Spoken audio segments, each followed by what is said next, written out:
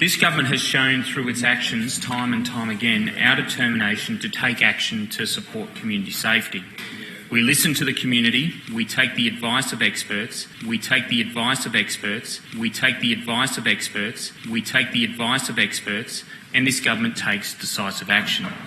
And that is what we are doing with this bill. We are coming down hard on those who would do harm to the community. We are arming the police and the courts with the tools to crack down harder on that 10% cohort of hardcore youth offenders. The Youth Advocacy Centre takes this bill extremely seriously.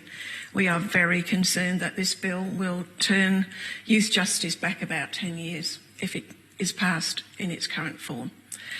We ask that the LSA committee gives consideration to trauma-informed, evidence-based approaches to repeat offending, and in doing so rejects the bill. Whichever camp we belong to, no one can be pleased or proud about this legislation. It represents an indictment on our society, the value we place on children, and the emphasis we should be placing on preventing them entering into crime in the first place.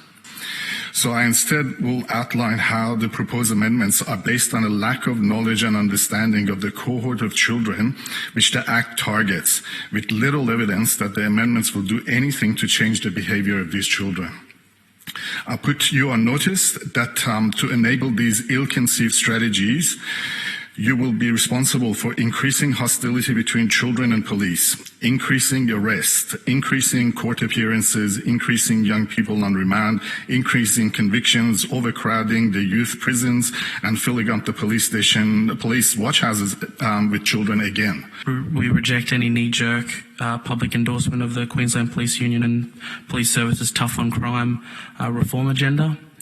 We further believe proposed changes to the youth justice laws fail to acknowledge evidence of what works, what helps, and what we are doing to support young Queenslanders in out-of-home care in Queensland.